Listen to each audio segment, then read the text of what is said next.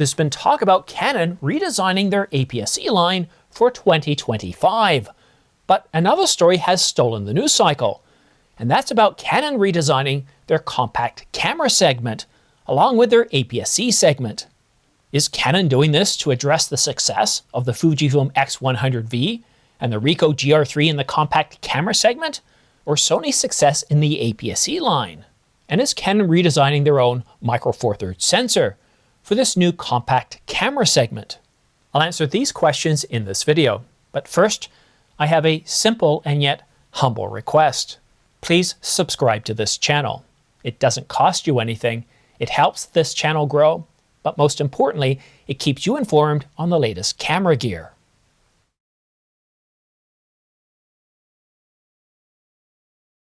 On November the 13th, Canon Rumors told us something interesting.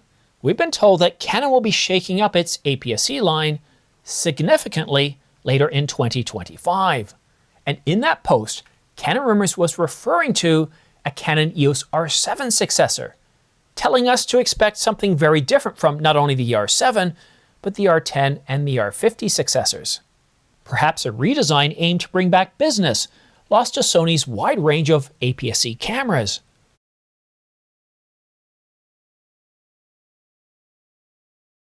There's another story that's getting attention, that Canon will be introducing a Micro Four Thirds sensor. We've now had two sources that are saying that it will be approximately a Micro Four Thirds sensor size. And when this story first came out a couple of weeks ago, I didn't cover it. Why? Well, because for me, there was a big yawn factor. These compact cameras don't really interest me much. Think of it this way. When you were a kid, did you have any car posters on the wall? Was it a Datsun? Or how about a Ford Escort or a Reliant K-car? Probably not. It was probably a Countach or a Ferrari or Porsche, right? Some exotic car because, well, they created excitement and interest, even though most of us didn't expect to own them one day. And that's how I feel about cameras. Compact cameras, point and shoots, don't really interest me. And based on what I can see from the data from Google Analytics, you don't really care either. What you're interested in is cameras like the Canon EOS R6 Mark III, the Canon EOS R7 Mark II, the Sony a7 IV, the FX3 successor, or the Nikon Z9 Mark II. But when the news cycle starts talking about the world's largest digital stills camera maker coming out redesigning a Micro Four Thirds sensor, well, that starts to make things, well, a little bit more interesting. Because up until now, the market's been arguing whether Micro Four Thirds sensors are dead.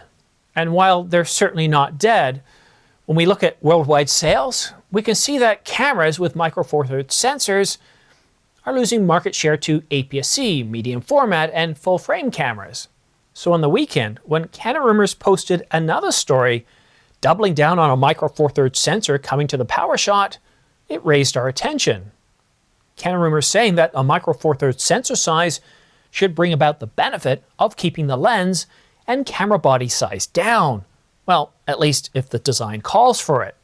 If the design calls for it?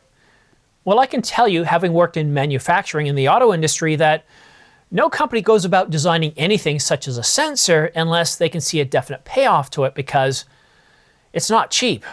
But there is one word in an earlier quote that's giving me pause. We've now had from two sources, again two, so that's good, that are saying that the sensor size will be approximately a Micro Four Thirds sensor size. Approximately. So it's not going to be a Micro Four Thirds sensor size, so it's not going to be a Micro Four Thirds sensor, so it's not going to be developed and, well, sold by Sony. It's going to be Canon's own design sensor. Okay, well, the what doesn't matter so much. What really matters is the why they're doing it, and what result they expect to see. So let's turn our attention to why. Why is Canon all of a sudden redesigning not only their APS-C camera segment, but their compact camera segment?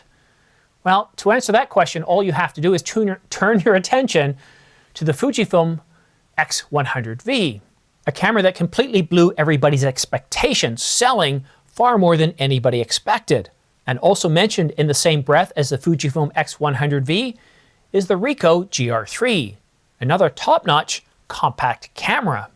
prior to the X100V and the Ricoh GR3, much of the camera market, myself inclusive, saw compact cameras as boring and, well, unable to compete against smartphones, something that everybody had in their pockets.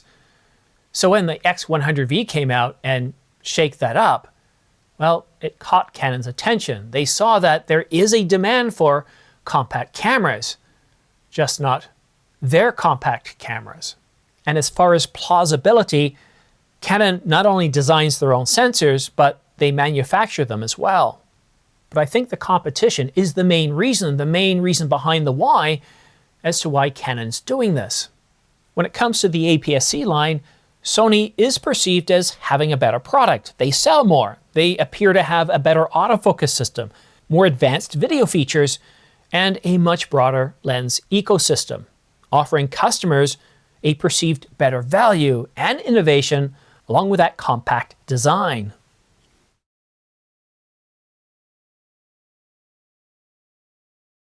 The most important question that I posed in this video is not what Canon's doing, which we've addressed, nor why they're doing, which we've addressed that, and that is important. Why leads us to the strategic reasoning behind this, but it's what is the result that we can expect? And that's really significant. That's one of the most important questions that Canon themselves have asked before they embarked on this redesign of their APS-C, their compact camera segment, and even the sensors, because doing so is very expensive. It's very expensive in terms of resources, from labor all the way to, well, the industrial resources. And reinvigorating sales and pulling customers back from the competition, well, that's also good for shareholders. It's good for everybody. It's good for the competition. And that's what excites me. It's not what we might see in the compact camera segment, because still, I'm kind of bored by these cameras. But what it might do to the APS-C line, specifically an R7 successor, well, you've really caught my attention. And what that could do to help address the competition, like Sony in the APS-C segment, I think that's something we'd all be keenly interested in. But now one last thing, a simple ask. If you're interested in purchasing camera gear from B&H, Adorama, or Amazon.com, then please consider using my affiliate links down below, these guys right here. They literally help keep the lights on, this channel's viewer supported, and it helps prevent me from having a sponsorship ad right at the beginning of this video. But that's it for now. I want to wish you all a very good week as we enter some rather interesting times. I knew 2025 was going to be interesting. I just had no idea that it wasn't going to be in the camera world, and that's where my focus is.